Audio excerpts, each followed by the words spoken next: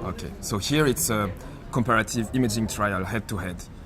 A little bit of background: Axumin, FA-CBC, fluciclovine is the standard of care PET imaging for prostate cancer recurrence.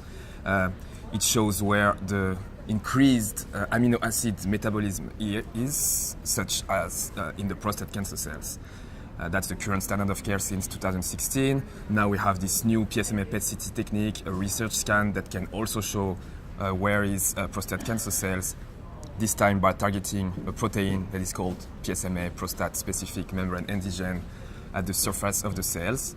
The tracer go to the target, this protein, and then get internalized into the cell, and then emit the radiation that we can detect with the PET imaging device. We're comparing those two scans in the same kind of population, salvage radiation therapy eligible patients, kind of. So it's recurrence after surgery, PSA pretty low, below 2, so it's PSA between 0.2 and 2. No prior salvage radiation therapy, no prior ADT, and they had both scans within a time frame of 15 days. And then we compare the detection rate. It means where the scan was able to show disease, and the scans were read blindly by 3 anonymized expert readers for each scan. We generated consensus reads based on these 3 readers for PSMA, these 3 readers for Axumin, and we compare the score. At the end, now it's the definitive result. I can disclose that. It will be soon published.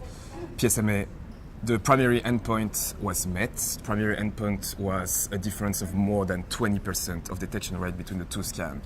That's why to show such a difference of 20%, only 50 patients were needed, because it's such a big difference. So even in this very small cohort of 50 patients, we were able to show this 20% of detection rate per patient. In 56% of the cases, PSMA was positive, and in 25% of the cases, Axumin was positive. So more than the double of positive cases with PSMA. If you look a little bit into more details, the pelvic lymph node detection was 30% with PSMA, 8% with Axumin.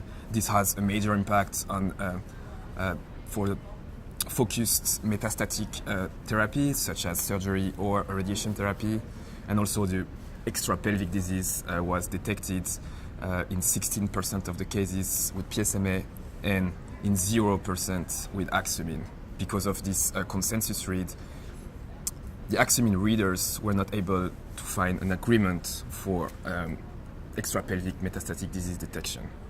And one other secondary endpoint that was met is the inter-reader agreement. We compare the reader agreement between the 3 readers of PSMA, the reader agreement between the 3 readers of Axumin, and it was very low with Axumin, pretty consistent with PSMA.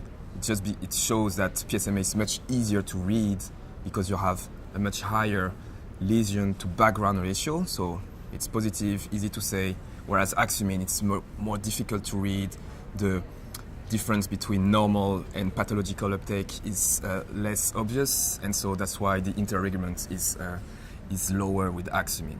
So at the end, the comparison between these 2 techniques clearly show a major advantage for PSMA. And I think in the next future, it will become the standard of care even in the US.